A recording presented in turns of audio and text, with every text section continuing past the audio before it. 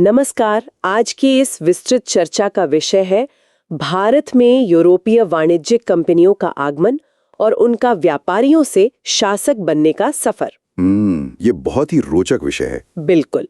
आज हम ऐतिहासिक स्रोतों और परीक्षा के दृष्टिकोण से इस पूरे घटनाक्रम का बहुत गहराई से विश्लेषण करेंगे। मुझे हमेशा से ये जानने की उत्सुकता रही है कि कैसे केवल मसाला खरीदने आई विदेशी कंपनियां एक दिन पूरे देश की सत्ता पर काबिज हो गईं। चलिए अब अगली स्लाइड देखते हैं। ये स्लाइड भारत में यूरोपीय कंपनियों के आने के क्रम और उनके मुख्य उद्देश्य के बारे में है। तो इनका एक निश्चित क्रम था। जी हाँ। पहला बिंदु, भारत में यूरोपीय शक्तियों का आना एक निश्चित क्रम में हुआ। दूसरा, उनका मुख्य उद्देश्य भारत के साथ समुद्री व्यापार मार्ग की खोज करना था। मतलब वे जमीनी रास्ते से नहीं आना चाहते थे। सही कहा।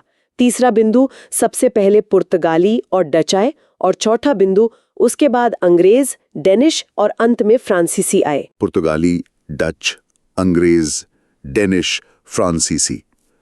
पर एक शंका है, क्या ये सभी शुरुआत में केवल व्यापार के लिए ही आए थे? इसे एक बहुत ही सरल उदाहरण से समझते हैं। जैसे शुरुआत में कोई आपके घर केवल मेहमान बनकर आता है, लेकिन बाद में धीरे धीरे पूरे घर पर कब्जा कर लेता है। ठीक वैसा ही यहाँ इन कंपनियों के साथ हुआ। आहा, ये उदाहरण स्थिति को एकदम स्पष्ट कर देता है। एग्जाम के लिए ये पॉइंट बहुत इंपॉर्टेंट है।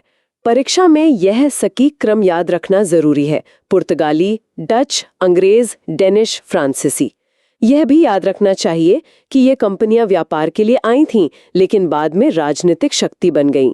जी, ये क्रम मैंने नोट कर लिया है। चलिए अब अगली स्लाइड देखते हैं। इस स्लाइड में हम पुर्तगालियों के आगमन और उनके शुरुआती विस्तार को समझेंगे। ये सबसे पहले आने वाले यूरोपीय थे। बिल्कुल। पहला बिंदु, 1458 में Vasco da Gama Cape of Good Hope के रास्ते भारत के कालीकट पहुंचा। दूसरा, कालीकट के हिंदू शासक जमोरिन ने उसका स्वागत किया। फिर उन्होंने अपना व्यापारिक केंद्र कब खोला? 1503 में। यह हमारा तीसरा बिंदु है। पुर्तगालियों ने कोचीन में अपनी पहली व्यापारिक कोठी स्थापित की। और चौथा बिंदु, फ्रांसिस्को डी अल्मेडा 1505 में भारत में पहला पुर्तगाली वायसराय बनकर आया। मेरा एक छोटा सा डाउट है, क्या कोचीन वाली ये व्यापारिक कोठी आज की मैन्युफैक्चरिंग फैक्ट्रियों जैसी ही थी? नहीं, ये आज की तरह कोई मैन्युफैक्चरिंग फैक्ट्री नहीं थी, बल्कि एक प्रकार का विशाल गोदाम या वेयर हाउस था, जहां से वे भारत का सामान इकट्ठा करके सुरक्षित रूप से यूरोप भेजते थे। अच्छा, मतलब ये केवल एक स्टोरेज पॉइंट था। एग्जाम के लिए ये पॉइंट बहुत इंपॉर्टेंट है। ब्लू वाटर पॉलिसी या शांत जल की नीति की शुरुआत प्रथम वायसराय फ्रांसिस्को डी अल्मेडा ने की थी, और वास्को डी गामा ने यूरोप से भारत के लिए सीधे समुद्री मार्ग की खोज की थी। शांत जल की नीति, इसे याद रखना होगा। चलिए अब अगली स्लाइड देखते हैं। यहाँ हम अल्बुकर्क के समय में पुर्तगाली साम्राज्य के विस्तार और उनके भारत में योगदान के बारे में बात करेंगे। अल्बुकर्क, जिसे वास्तविक संस्थापक भी कहा जाता है। एकदम सही। पहला बिंदु, अल्फांसो डी अल्बुकर्क को भारत में पुर्तगाली शक्ति का वास्तविक संस्थापक माना जाता है। दूसरा बिंदु, 1510 में अल्बुकर्क ने बीजापुर के शासक यूसुफ आदिल शाह से गोवा छीन लिया था। गोवा पर कब्जा करना एक बहुत बड़ा रणनीतिक कदम था। जी। तीसरा बिंदु, 1530 में नीनो द कुन्हा ने अपना मुख्यालय कोचीन से हटाकर गोवा शिफ्ट कर दिया। और चौथा बिंदु, भारत में तंबाकू की खेती और प्रिंटिंग प्रेस की शुरुआत पुर्तगालियों ने ही की थी। इसका मतलब पुर्तगालियों ने भारत को प्रिंटिंग प्रेस जैसी महत्वपूर्ण तकनीक भी दी थी। हाँ, भले ही उनका प्राथमिक उद्देश्य सत्ता पाना और धर्म प्रचार था, लेकिन अनजाने में वे प्रिंटिंग प्रेस लाए। इससे बाद में शिक्षा और अखबारों के माध्यम से भारतीय समाज को भी बहुत फायदा हुआ। ये इतिहास का एक बहुत ही रोचक पहलू है। एग्जाम के लिए पॉइंट बहुत इंपॉर्टेंट है। पुर्तगाली भारत में सबसे पहले 1498 में आए और सबसे बाद में यानी 1961 में यहाँ से गए। साथ ही अल्बुकर्क ने 1511 में मलक्का और 1515 में हॉर्मुज पर कब्जा किया था। सबसे पहले आए और सबसे बाद में गए, ये एक अहम तथ्य है। चलिए अब अगली स्लाइड देखते हैं। इसमें डच ईस्ट इंडिया कंपनी की स्थापना और उनके व्यापारिक केंद्रों पर चर्चा की गई है। डच लोग पुर्तगालियों के तुरंत बाद आए थे। जी हाँ। पहला बिंदु, डच ईस्ट इंडिया कंपनी की स्थापना 1602 में हुई थी। दूसरा बिंदु, 1605 में मसूलीपट्टनम में उनकी पहली फैक्ट्री स्थापित हुई और उन्होंने कुछ विशेष सिक्के भी चलाए थे। वही हमारा तीसरा बिंदु है। डचों ने पुलिकट में पेगोड़ा नामक स्वर्ण सिक्के चलवाए और सूरत, पटना आदि में अन्य व्यापारिक केंद्र खोले। चौथा बिंदु, 1759 के बेदेरा के युद्ध में अंग्रेजों ने डचों को पराजित कर भारतीय व्यापार से पूरी तरह बाहर कर दिया। एक बात पूछनी थी, क्या पगोडा सिर्फ सोने का सिक्का था या उसका कोई और मतलब भी था? हाँ, पगोडा उनके द्वारा जारी किए गए सोने के सिक्के का ही नाम था, जिसका इस्तेमाल वे मसालों और वस्त्रों के व्यापार के लेन देन में प्रमुखता से करते थे। व्यापारिक लेन देन की मुद्रा, समझ गया। एग्जाम के लिए ये पॉइंट बहुत इंपॉर्टेंट है। बेदेरा का युद्ध जो 1759 में हुआ था, वो डच शक्ति के पतन का कारण बना और डचों की मुख्य रुचि भारत में मसाला व्यापार और वस्त्र निर्यात में थी। बदेरा का युद्ध 1759? चलिए अब अगली स्लाइड देखते हैं। ये स्लाइड अंग्रेजों की ईस्ट इंडिया कंपनी की स्थापना और मुगल दरबार में उनके शुरुआती प्रयासों के बारे में है। ये इतिहास का सबसे बड़ा टर्निंग पॉइंट है। बिल्कुल। पहला बिंदु, 31 दिसंबर 1600 को महारानी एलिजाबेथ ने कंपनी को 15 वर्षों के लिए पूर्व के साथ व्यापार का अधिकार पत्र दिया। दूसरा बिंदु, 1608 में कैप्टन हॉकिंस सूरत पहुंचा और जहांगीर के दरबार आगरा गया। मतलब उन्होंने सीधे सत्ता के शीर्ष पर संपर्क किया। सही कहा। तीसरा बिंदु, 1613 में जहांगीर ने एक फरमान जारी कर सूरत में फैक्ट्री बनाने की अनुमति दे दी। और चौथा बिंदु, 1615 में सर टॉमस रो जेम्स प्रथम का दूत बनकर आया और साम्राज्य के विभिन्न हिस्सों में व्यापार की अनुमति प्राप्त की। इन सब बातों से तो यही सारांश निकलता है कि अंग्रेज बहुत प्लानिंग के साथ राजाओं से परमिशन लेके अपना जाल बिछा रहे थे। एकदम सही।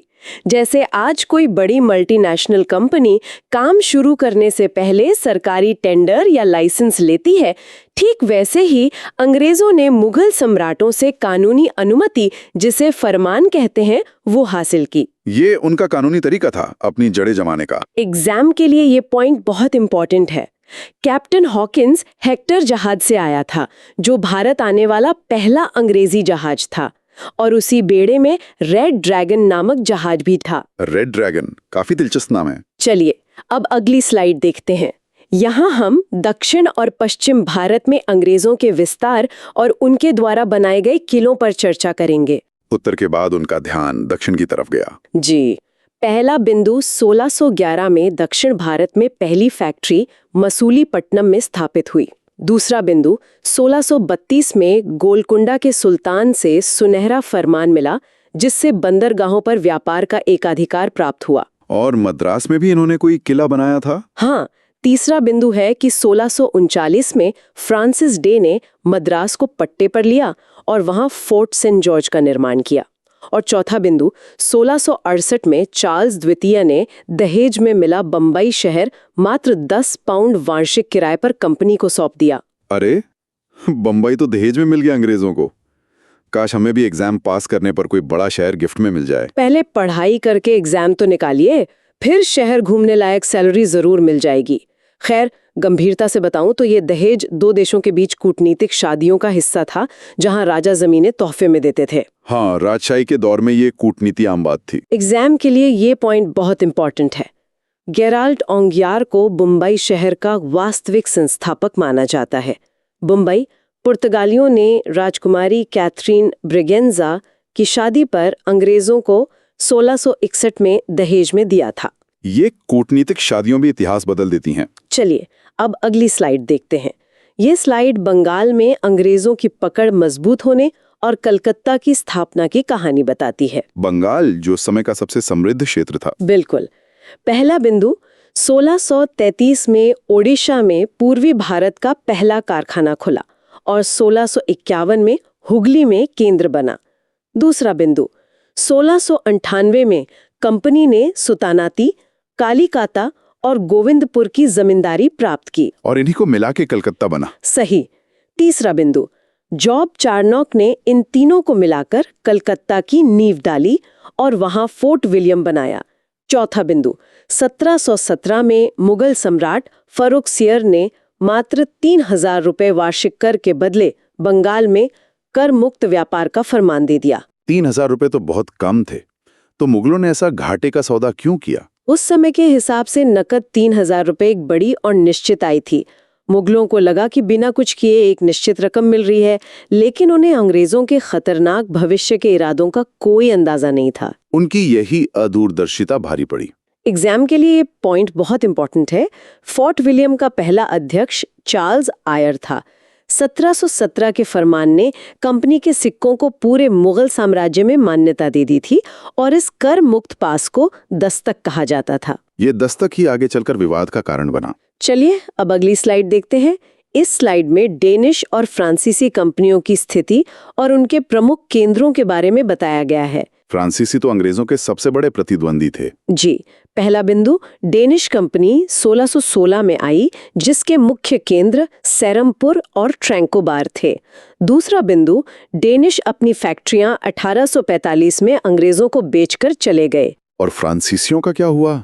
तीसरा बिंदु, फ्रांसीसी कंपनी की स्थापना 1664 में लुई 14वें के समय हुई और ये पूरी तरह सरकारी नियंत्रण में थी। और चौथा बिंदु, फ्रांसिस मार्टिन ने 1674 में पौंडीचेरी की स्थापना की और फोर्ट लुई बनवाया। एक सरकारी कंपनी होने के नाते फ्रांसीसी कंपनी शायद अपने फैसले जल्दी नहीं ले पाती होगी। आपने बिल्कुल सही पकड़ा। जैसे प्राइवेट कंपनी तेजी से रिस्क लेकर काम करती थी, वैसे ही अंग्रेज करते थे, जबकि सरकारी कंपनी होने के कारण फ्रांसीसियों को हर फैसले के लिए फ्रांस सरकार के आदेश का इंतजार करना पड़ता था, जिससे वे रेस में पिछड़ गए। लाल फीताशाही का शिकार हो गए वो। एग्जाम के लिए ये पॉइंट बहुत इंपॉर्टेंट है। फोर्ट लुई पौंडीचेरी में स्थित फ्रांसीसी किला था और फ्रांसीसी कंपनी पर सरकार का कड़ा नियंत्रण ही इसकी विफलता का एक बहुत बड़ा कारण बना। सरकारी नियंत्रण उनका सबसे कमजोर पहलू था। चलिए अब अगली स्लाइड देखते हैं। यहाँ हम कर्नाटक युद्धों के बारे में बात करेंगे, जो अंग्रेजों और फ्रांसीसियों के बीच सत्ता की लड़ाई थे। ये युद्ध तो भारतीय जमीन पर लड़े गए थे। बिल्कुल। पहला बिंदु, प्रथम कर्नाटक युद्ध का कारण यूरोप में ऑस्ट्रिया का उत्तराधिकार युद्ध था। दूसरा बिंदु, यह युद्ध 1748 में एक्स ला सपेल के संधि से खत्म हुआ और सेंट टोमे का युद्ध इसी से जुड़ा है। और दूसरे युद्ध का क्या कारण था? तीसरा बिंदु, द्वितीय कर्नाटक युद्ध भारत के स्थानीय नवाबों के आपसी झगड़ों के कारण हुआ। चौथा बिंदु, फ्रांसीसी गवर्नर डुप्ले ने मुजफ्फर जंग और चंदा साहब का साथ दिया, जबकि अंग्रेजों ने नासिर जंग और अनवरुद्दीन का साथ दिया। क्या दूसरे युद्ध में दोनों कंपनियां राजाओं को मोहरा बनाकर खुद एक दूसरे से लड़ रही थीं? बिल्कुल, यह प्रॉक्सी वॉर या छद्म युद्ध जैसा था। जैसे शतरंज में मोहरे आगे होते हैं, वैसे ही स्थानीय राजा आगे थे, लेकिन उनके पीछे अंग्रेज और फ्रांसीसी अपनी गोटियां सेट कर रहे थे। शतरंज का एक बहुत ही खूनी खेल। एग्जाम के लिए ये पॉइंट बहुत इंपॉर्टेंट है। द्वितीय युद्ध के दौरान ही योग्य फ्रांसीसी गवर्नर डुप्ले को वापस बुला लिया गया और गोदेहू को नया गवर्नर बनाकर भेजा गया। यह फ्रांसीसियों की बहुत बड़ी रणनीतिक भूल थी। डुप्ले को हटाना उनके लिए आत्मघाती साबित हुआ। चलिए अब अगली स्लाइड देखते हैं। इस स्लाइड में तृतीय कर्नाटक युद्ध और वंडीवाश की निर्णायक लड़ाई के परिणामों को समझाया गया है। वंडीवाश की लड़ाई सबसे अहम थी। जी, पहला बिंदु, तृतीय कर्नाटक युद्ध यूरोप के सप्तवर्षीय युद्ध का परिणाम था, जिसका तात्कालिक कारण चंद्रनगर पर अधिकार था। दूसरा बिंदु, जनवरी 1760 में वंडीवाश की लड़ाई हुई, जिसमें अंग्रेजी सेना का नेतृत्व आयरकूट और फ्रांसीसी सेना का नेतृत्व लाली ने किया। आयरकूट और लाली के बीच सीधा मुकाबला। तीसरा बिंदु, इस युद्ध में फ्रांसीसियों की निर्णायक हार हुई और पौंडीचेरी पर अंग्रेजों का कब्जा हो गया। चौथा बिंदु, 1763 के पेरिस समझौते के साथ यह युद्ध समाप्त हुआ। इसका सारांश यही है कि वंडीवाश की लड़ाई ने हमेशा के लिए तय कर दिया कि भारत पर राज कौन करेगा। एकदम सही, ये एक फाइनल मैच की तरह था। इस हार के बाद फ्रांसीसी भारत की राजनीति से हमेशा के लिए बाहर हो गए और मैदान पूरी तरह अंग्रेजों के लिए खाली हो गया। अब अंग्रेजों के सामने कोई यूरोपीय चुनौती नहीं थी। एग्जाम के लिए ये पॉइंट बहुत इंपॉर्टेंट है। 1763 की संधि के बाद फ्रांसीसी भारत में केवल व्यापारिक केंद्र रख सकते थे, किलाबंदी नहीं कर सकते थे। वंडीवाश के युद्ध ने भारत में फ्रांसीसी भाग्य का सूर्य हमेशा के लिए अस्त कर दिया और अंग्रेजों का सूर्य उदय होने लगा। चलिए अब अगली स्लाइड देखते हैं। यहाँ हम बंगाल के नवाब सिराजुद्दौला और ब्लैक होल त्रासदी की खौफनाक घटना के बारे में बात करेंगे। ये घटना इतिहास में काफी विवादित रही है। जी, पहला बिंदु, 1756 में अलीवर्दी खां की मृत्यु के बाद सिराजुद्दौला बंगाल का नवाब बना। दूसरा बिंदु, 20 जून 1756 की रात को ब्लैक होल त्रासदी की घटना हुई। वो घुटन भरी कोठरी वाली घटना। हाँ। तीसरा बिंदु, नवाब ने 146 अंग्रेजों को एक बहुत छोटी कोठरी में बंद कर दिया, जिसमें अगली सुबह केवल 23 लोग जीवित बचे। चौथा बिंदु, इस घटना का स्रोत अंग्रेज इतिहासकार और खुद बचे हुए लोगों में से एक ज़ैद हॉलवेल है। पर क्या नवाब ने जानबूझकर ऐसा किया था या ये सिर्फ कोई दुर्घटना थी? इतिहासकार इस पर बटे हुए हैं। कुछ मानते हैं कि ये नवाब की क्रूरता थी, जबकि कुछ का कहना है कि नवाब को इतनी छोटी जगह का अंदाजा नहीं था, लेकिन अंग्रेजों ने इसे एक बड़ा भावनात्मक और राजनीतिक मुद्दा बना लिया। उन्होंने इसे एक प्रोपेगेंडा की तरह इस्तेमाल किया। एग्जाम के लिए ये पॉइंट बहुत इंपॉर्टेंट है। ब्लैक होल की घटना का वर्णन हॉलवेल ने किया था। परीक्षा में ये पूछा जाता है कि ये घटना किस युद्ध का एक प्रमुख भावनात्मक कारण बनी। इसका उत्तर है प्लासी का युद्ध। प्लासी का युद्ध, जो इसके तुरंत बाद हुआ। चलिए अब अगली स्लाइड देखते हैं।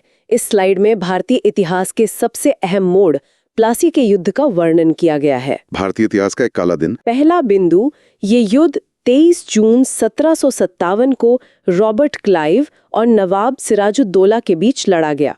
दूसरा बिंदु, नवाब के सेनापति मीर जाफर ने विश्वासघात किया और युद्ध में हिस्सा ही नहीं लिया। मीर जाफर की गद्दारी। तीसरा बिंदु, नवाब की हार हुई और मीर जाफर के पुत्र मीरन ने सिराजुद्दौला की हत्या कर दी। चौथा बिंदु, मोहनलाल और मीर मदान के नेतृत्व में नवाब की एक छोटी टुकड़ी वफादारी से अंत तक लड़ी। मतलब अंग्रेजों ने ताकत से नहीं बल्कि धोखे से प्लासी का युद्ध जीता था। बिल्कुल सहमति जताते हुए बताऊंगी कि जैसे किसी मजबूत किले के दरवाजे बाहर से तोड़ना मुश्किल हो, तो दुश्मन अंदर की ही किसी दरबान को रिश्वत दे देता है। मीर जाफर वही बिका हुआ दरबान था। बिल्कुल सटीक उपमा है। एग्जाम के लिए ये पॉइंट बहुत इंपॉर्टेंट है।